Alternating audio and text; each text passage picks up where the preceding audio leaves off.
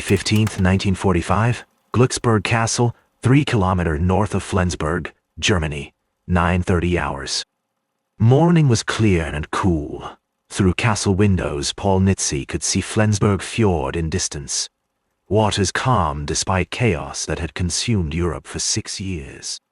He sat across wooden table from man who kept Nazi Germany's war machine running for 3 years, while Allied bombs rained down on every major industrial city in Reich. Albert Speer was 40 years old, impeccably dressed in tailored suit despite being prisoner of war, sat with hands folded on table. Posture perfect, expression composed, almost relaxed. No swagger, no defiance, just quiet calculation behind his eyes. Nitze was 38, former investment banker from Wall Street who traded world of high finance for government service, when his mentor James Forstall called him to Washington in 1940. Now he was vice chairman of United States Strategic Bombing Survey. He had one question that mattered more than all others. But first, he needed Speer to trust him, or at least to believe that cooperation served his interests better than silence. War in Europe had ended 8 days earlier. May 7th, Germany signed Instrument of Unconditional Surrender at Reims, France. Adolf Hitler had shot himself in Berlin bunker April 30, as Soviet artillery pounded streets above. Grand Admiral Karl Dönitz, Hitler's designated successor, formed what he optimistically called government in Flensburg. Appointed Speer as Minister of Industry and Production. Pretended Germany still existed as sovereign nation. It did not. Germany was corpse. Question now was what lessons living could extract from examining that corpse before its enemies divided remains among themselves. American forces arrived in Flensburg May 15th. Race to interrogate Speer was over. Nitze got there first. United Nations War Crimes Commission wanted Speer in chains. Wanted him tried alongside Goering and other Nazi leaders. But Nitze needed him talking first. Pacific War was still raging. American bombers hitting Japanese cities with same systematic fury they unleashed on Germany. Tokyo had burned. Osaka had burned. Nagoya had burned. But nobody knew if it would work. If strategic bombing alone could force Japan to surrender without nightmare of ground invasion. Estimates for invading Japanese home islands predicted 500,000 American casualties, perhaps more. Strategic bombing had to work. It had to force capitulation without American soldiers fighting through every city, every village, every mountain fortress. Japanese commanders would defend to last man. But first, Americans needed to understand what had actually worked against Germany. Only one man in the world knew complete answer: Speer. And in next 7 days, Speer would reveal something that would reshape American understanding of modern warfare. Something about production. Something about numbers. Something that explained why Germany never had chance. Not courage, not tactics, not strategy, just mathematics. Cold, brutal, inescapable mathematics. Nitze had been chasing this interrogation for weeks. Strategic Bombing Survey had been established November 1944 by Secretary of War Henry Stimson following directive from President Franklin Roosevelt. Mission was straightforward on paper: determine what effect strategic bombing had on Germany's ability to wage war, document successes and failures, use those lessons in Pacific. Nitze had assembled formidable team. John Kenneth Galbraith, economist who would later become famous as Harvard professor and best-selling author, was sitting in room with him at Glücksburg. George Ball, who would serve as Under-Secretary of State in Kennedy and Johnson administrations, had been leading teams across Germany for months, examining bombed factories, interviewing shell-shocked industrialists, studying production records salvaged from facilities Allied bombs had turned into rubble. But Speer was the prize, keystone that would make sense of all other interviews, all documents, all bomb damage assessments. Speer had run entire German war economy since February 1942, when he took over Ministry of Armaments following death of his predecessor, Fritz Todt, in aircraft accident. For 3 years, Speer controlled every factory, every supply chain, every labor allocation decision from Atlantic coast to gates of Moscow. If anyone knew whether strategic bombing had worked, whether it crippled German production or merely inconvenienced it, whether an entire bloody expensive campaign had been worth cost in aircraft and aircrews, it was Speer. Problem was Speer knew he was valuable. He had watched other Nazi leaders in final weeks of war. Some committed suicide like Hitler and Goebbels, some fled and were being hunted like animals, some were captured and already being prepared for trial. Speer had calculated his odds carefully.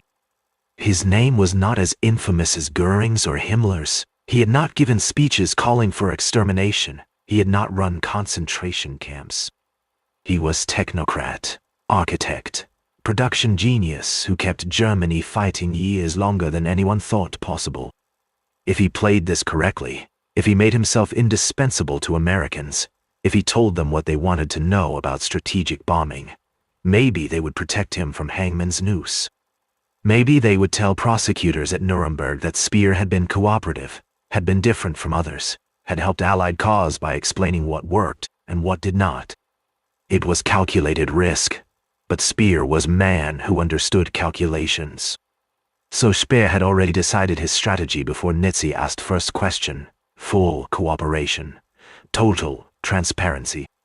He would tell Americans everything they wanted to know about German war production, about effects of strategic bombing, about Hitler's final days, about collapse of Reich's economy. Everything except one subject that could get him hanged: his knowledge of and complicity in Holocaust. That topic was forbidden territory. Speer would maintain he had been too busy with production to know full scope of what was happening in camps, would claim ignorance while taking responsibility for German defeat in abstract. It was tightrope to walk, but Speer believed he could walk it. Nitze understood this calculation immediately, could see it in how Speer leaned forward slightly when questions touched on technical matters of production and bombing effectiveness. Could see how Speer's expression closed down like vault door slamming shut whenever topics approached moral questions. Nitze made tactical decision. He would ask about factories, not atrocities, about production numbers, not slave labor, about bomb damage to industrial plants, not extermination camps. Get information survey needed. Leave war crimes questions for prosecutors at Nuremberg, who would interrogate Speer in courtroom with judges and evidence and penalties. Nitze's job was narrower and more immediate. Figure out what strategic bombing accomplished. Use that knowledge to end war in Pacific before more Americans died. For 7 days from May 15 through May 21st, Nitze and his team questioned Speer. 5 hours per day, sometimes extending into evening when Speer was particularly forthcoming. Each morning, Speer would arrive at interrogation room in same well-tailored suit, pleasant, cooperative, occasionally offering insights and documents Americans had not even thought to request. He walked them through what he called bombing highlights of German war economy. First came discussion of dispersal. After Hamburg firestorm in July 1943, Speer initiated massive program to disperse critical production from large concentrated factories into smaller facilities scattered across Germany and occupied territories. Fighter aircraft production, previously concentrated in a handful of large plants around Regensburg and Augsburg, was spread across 729 facilities by early 1944. Some were underground, some in forests, some in small towns Americans had never heard of. Result was remarkable. Despite heaviest bombing campaign in history, German aircraft production peaked in September 1944 at 3,538 fighters produced in a single month. Compared to May 1942, before Speer took over, 1,076 fighters. German fighter production tripled under Speer during period when Allied bombers were systematically destroying German cities. Nitze listened, took notes, asked clarifying questions. Speer explained how dispersal worked. Small facilities were harder to find, harder to damage, easier to repair. Even if Americans destroyed 100 sites, 629 others kept producing. But dispersal had hidden cost. Transportation, Getting raw materials to 729 scattered facilities required trucks, trains, barges. Getting finished components from those facilities to final assembly plants required more transportation. Quality control became nightmare. Coordination was chaos. But it worked. Production kept increasing even as bombs fell. Then Speer reached critical point. He leaned forward, made direct eye contact with Nitze. "Oil," Speer said. "That is what defeated us. Not the bombing of cities. Not bombing of factories. The bombing of oil." Nitze stopped writing. "Explain," he said. Speer pulled out documents, production charts, transportation logs, fuel allocation records. May 1944, Allied air forces shifted strategy. Started systematically targeting synthetic oil plants and refineries. Germany produced most of its fuel from coal using Fischer-Tropsch process at dozen large synthetic fuel plants. These plants were complex, could not be dispersed, could not be hidden, could not be quickly repaired when damaged. Allied bombers hit Leuna plant May 12, 1944, destroyed 85% of production capacity, hit it again May 28, again May 29, again June 18. Again, June 18, again, July 7, again, July 20. Plant that produced 400,000 tons of fuel per year produced almost nothing for 6 months. Same pattern repeated across all major synthetic fuel facilities, Politz, Brooks, Meersburg, Blechhammer. By September 1944, German fuel production had collapsed to 10,000 tons per month. Down from 175,000 tons per month before oil campaign began. "What happened?" Nitze asked. "Everything stopped," Speer said. Aircraft sat on ground, no fuel for training flights. New pilots arrived at combat units with 20-30 flight hours. Experienced Allied pilots had 300-400 hours. Tanks could not move. Panzers designed to defend Germany sat immobile for lack of diesel. Trucks could not deliver materials. Production lines shut down not because factories were bombed, but because raw materials could not reach them. Distribution collapsed. Factories produced goods that could not be transported to front. "We had fighter aircraft," Speer said. September 1944, we produced 3,538 fighters. But we could not fuel them. They sat in storage while Allied bombers destroyed Germany unopposed. That was revelation Nitze needed. Strategic bombing worked, but not how pre-war theorists predicted. Not by destroying worker morale, not by leveling cities, not even by hitting factories. It worked by targeting resource that could not be replaced. Oil, paint. Speer continued. He showed Nitze transportation statistics. October 1943. German railways moved 900,000 freight cars per month. October 1944, 250,000 freight cars per month. Difference was not bomb damage to tracks or stations. Rails could be repaired quickly. Difference was fuel. Locomotives could not run without coal. Trucks could not deliver coal without diesel.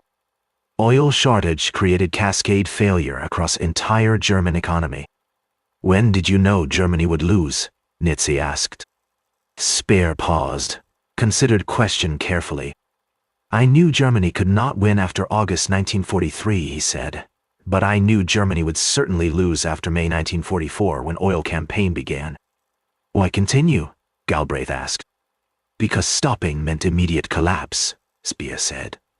As long as production continued, German army could defend, could make Allies pay cost in blood for every kilometer, could perhaps negotiate terms better than unconditional surrender. "Did you believe that?" Nitze asked. "No," Speer said quietly, "but Hitler believed it. And I served Hitler." That statement hung in air between them. Speer had just admitted he knew war was lost, but continued enabling Nazi regime for 2 more years. Nitze did not press further. He had information he needed about strategic bombing. War crimes prosecutors would deal with moral implications. Over next 5 days, interrogation continued. Speer provided detailed breakdown of German production by category: aircraft, tanks, ammunition, trucks, artillery. Numbers were staggering in absolute terms. German industry produced 132,808 aircraft during war, 67,429 tanks and assault guns, 558,000 artillery pieces, 4.8 million rifles, 1.5 million machine guns. Impressive, Nitze said. Insufficient, Speer replied. He showed Nitze comparison charts, American production versus German production. Aircraft. United States produced 324,750 military aircraft, 1941-1945. Germany produced 132,008. Ratio, 2.4 to 1. Tanks. United States produced 88,410 tanks, 1941-1945. Germany produced 67,429 tanks and assault guns. Ratio, 1.3 to 1. But then Speer showed naval production. United States, 141 aircraft carriers. Germany, 1 carrier, never completed. United States, 22,000 landing craft. Germany, minimal. Artillery. United States, 24 million artillery pieces. Germany, 558,000. Ratio 4.3 to 1. Trucks. United States, 24 million. Germany, 346,000. Ratio 7 to 1. You see the problem, Speer said. Nitze saw. In every category, American production exceeded German production. In some categories, ratio was overwhelming. But British and Soviet production? Galbraith asked. Speer showed more charts. Soviet Union produced 157,261 aircraft during war. Britain produced 131,549. Combined Allied production, 613,560 aircraft versus Germany's 132,018. Ratio, 4.6 to 1. Soviet tank production, 105,251. British tank production, 27,1896. American tank production, 88,410. Combined, 221,557, 429. Ratio, 330 to 1. How could Germany fight this? Nitze asked.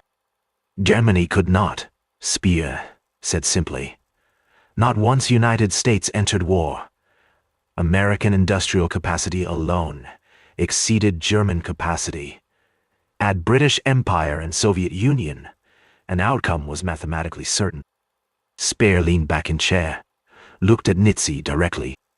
That is what no one in Germany understood until too late.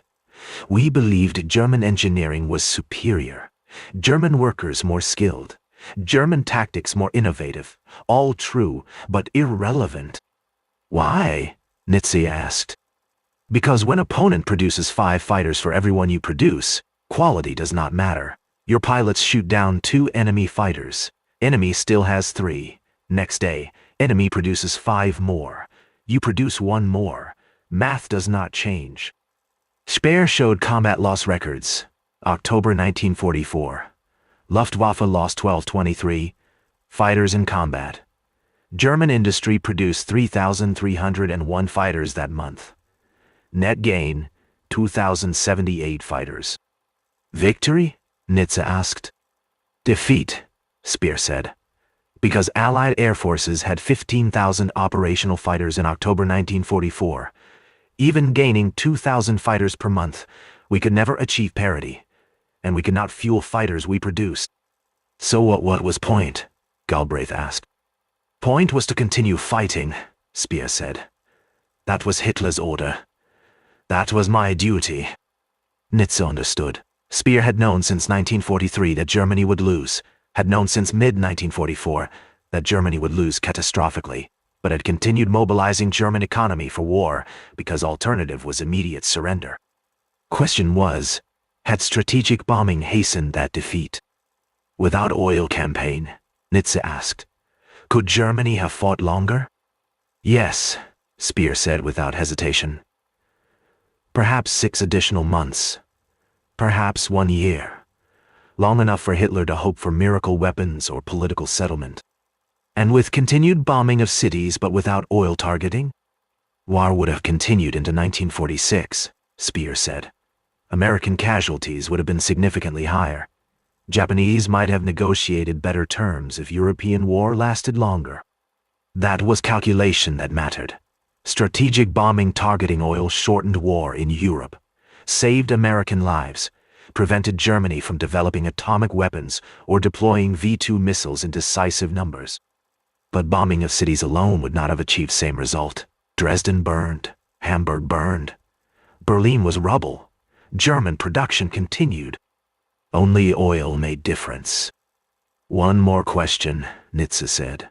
If you were planning strategic bombing campaign against Japan, where would you strike? Speer thought carefully. Oil, he said. Always oil. Japan imports oil. Destroy tankers. Mine approaches to harbors. Target refineries. Without oil, Japanese cannot move troops, cannot supply armies, cannot defend home islands effectively. Not cities? Galbraith asked. Cities are symbols, Speer said. Destroying symbols does not win wars. Destroying resources wins wars. Interrogation ended May 21. Nitze had what he needed. Strategic Bombing Survey would produce 208 separate reports totaling over 3,000 pages. But core findings were simple. 1. Strategic bombing was effective when it targeted irreplaceable resources, especially oil. 2. Bombing of cities alone did not break German morale or halt production. 3. Dispersal of industry could overcome conventional bombing. 4. German production peaked in 1944, despite heaviest bombing. 5. Oil shortage created cascade failure that defeated Germany. Nitze presented these findings to Secretary of War Stimson in June 1945. Timing was critical. America was preparing to invade Japan. Casualty estimates were horrific. But atomic bomb testing succeeded July 16, Hiroshima August 6, Nagasaki August 9. Japan surrendered August 15. Strategic bombing surveys' recommendations about targeting oil were never tested against Japan. War ended too quickly. But Nitze's interrogation of Speer shaped American defense policy for next 4 decades. Lesson was clear. Industrial capacity determines outcomes in modern warfare more reliably than strategy or tactics or courage. America's ability to outproduce any rival was its greatest strategic advantage. Albert Speer was convicted at Nuremberg of war crimes and crimes against humanity, primarily for his use of slave labor in armaments factories, sentenced to 20 years imprisonment at Spandau prison. Tribunal noted his efforts to sabotage Hitler's scorched earth decree and acknowledged Speer had been one of few Nazi leaders to accept personal responsibility for regime's actions, though that responsibility was carefully limited to avoid admitting knowledge of Holocaust. He served full sentence without parole, released October 1, 1966. He published 2 memoirs that became international bestsellers, maintained carefully constructed image as a political technocrat who had been seduced by Hitler's charisma, but remained fundamentally decent. This narrative, known as Speer Myth, dominated historiography for decades. Only in 1980s and 1990s, when historians gained access to documents Speer had hidden, did full truth emerge. He had extensive knowledge of Holocaust, personally expanded Auschwitz, knew exactly what was happening to Jewish workers in his factories. His entire post-war story was carefully constructed lie designed to evade death penalty and rehabilitate his reputation. But in May 1945, Nitze did not know this. He knew only that Speer had provided information Strategic Bombing Survey needed. Speer died in London September 1, 1981, at age 76 while visiting United Kingdom. His death prompted obituaries describing him as Good Nitze, the one who accepted responsibility, architect who became reluctant war criminal. These obituaries infuriated Holocaust survivors and historians who knew truth. Nitze died October 19, 2024, at age 97. His obituary in New York Times described him as one of architects of American Cold War strategy, man who helped shape 50 years of foreign policy. It mentioned strategic bombing survey in single paragraph, did not mention what Speer told him about American production eclipsing German capacity. Strategic bombing survey reports remain in archives, studied occasionally by military historians and defense analysts. Findings on oil targeting influenced air campaign planning in subsequent wars, though commanders often ignored lessons about what does not work. Vietnam War saw American bombers repeat many same mistakes that failed in World War II, targeting infrastructure and morale rather than focusing on resources that could not be replaced. Gulf War 1991 returned to survey's principles. Planners targeting Iraqi oil production, electrical generation, transportation networks, while avoiding indiscriminate city bombing. Campaigns succeeded in objectives. Military historians credited careful study of strategic bombing survey findings. Modern strategic analysts still debate what defeated Germany. Soviet manpower that ground down Wehrmacht on Eastern Front? Allied strategic bombing that destroyed German infrastructure? Hitler's strategic blunders? Cracking of German codes that gave Allies critical intelligence advantages? Every factor contributed, but Speer told Nitze answer in May 1945. Germany lost because American production exceeded German production by ratios that made German defeat inevitable, 2-to-1 in aircraft, nearly 2-to-1 in tanks, 10-to-1 or more in naval vessels. Overwhelming superiority in trucks, artillery, ammunition, every category of military equipment. And there was nothing Germany could do to match that output.